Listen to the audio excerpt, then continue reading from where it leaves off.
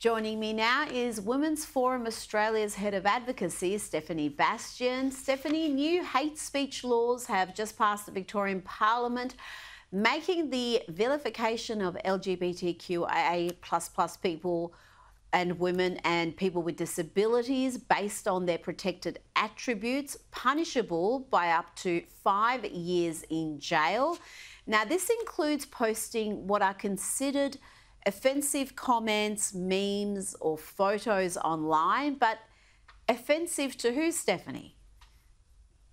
Well, that's right. There are a number of issues with this piece of legislation. I think it's very dangerous for free speech. There's no minimum threshold to prove harm. You just have to be able to establish that harm could happen. But I think probably the most sinister aspect was a late-night amendment moved by the Greens, accepted by Labor, called the Sam Kerr clause. Now, you remember in the UK, Sam was charged with racially aggravated harassment. I don't make the rules on what should be considered hate speech. The left have done that, but she called a policeman effing white and stupid and was consequently cleared. But this amendment was to deter protected minorities from being prosecuted under these laws. And our concern is that when it comes to women and women's rights, it means that activists, as we know, women are being disproportionately taken to court by activists for so-called offensive comments by speaking the truth. But this clause will deter women from using these laws to protect themselves, as we know happens, say, through the Let Women Speak rally. Women are constantly subjected to online abuse by trans rights activists for speaking out about sex-based rights. So this clause is meant to suppress and protect these people from being prosecuted, yet it's an open slather on women. So it's very concerning. Now, can you see these laws being targeted towards anybody who is outspoken on this issue? We've seen all sorts of women dragged through different tribunals and courts. At the moment, I think Jasmine Sussex is facing some sort of a tribunal over comments she's made about men not being able to breastfeed, something that I would have thought was a fairly obvious statement of fact, but apparently hugely controversial and harmful. And perhaps if you say that in Victoria now, could you be accused of vilifying someone in the LGBTQ community? Absolutely. But the other aspect to these laws is you don't even have to be in Victoria to be prosecuted.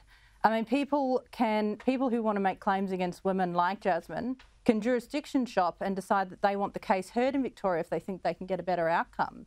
So I think that these laws certainly will be weaponised more. We've already seen the Human Rights Tribunal rule that lesbian groups can't meet without including trans-identified males who identify as lesbians. I mean, if they were to go ahead and do that, there would certainly be a claim against that organisation. So, absolutely. Again, absurd. I mean, lesbians are lesbians because they don't like penises. So to have someone there who has a penis who identifies as woman, it kind of defeats the entire purpose of a lesbian dating night or speed dating or whatever event they're wanting to hold. I mean, the whole thing would be comedic if it wasn't actually serious. Now, Stephanie, two transgender women, that is, again, biological men who identify as women, faced each other for a women's championship title at the Ultimate Pool Women's Pro Series event in Wigan in the UK.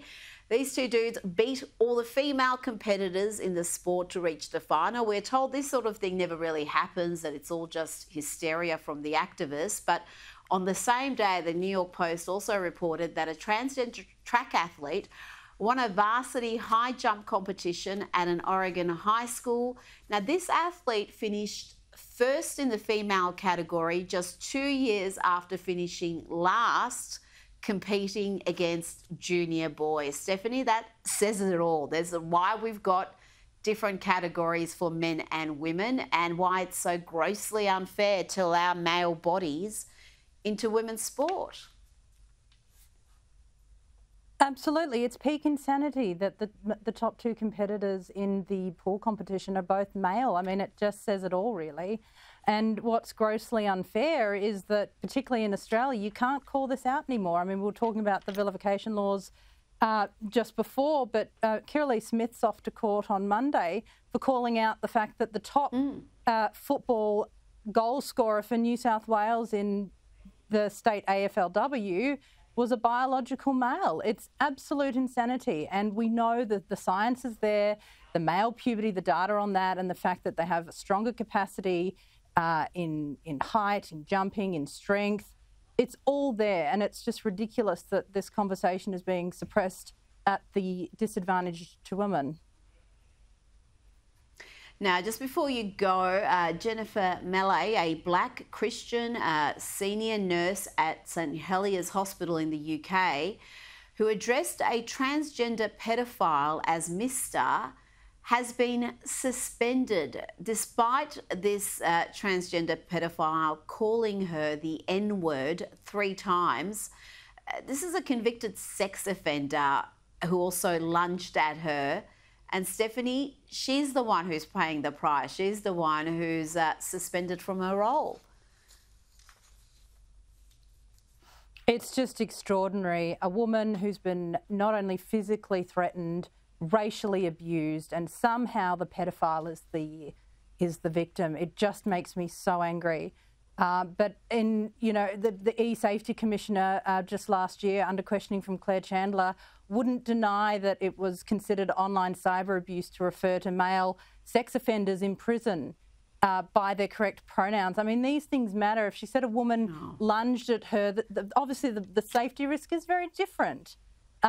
This is a man that's abused children. It's horrendous and it's unfair, but it just shows how far this ideology's gone, that they will protect every aspect of these criminals at the expense of women every single time. It's a huge injustice. Absolutely. Stephanie Bastiaan, thanks for your time tonight.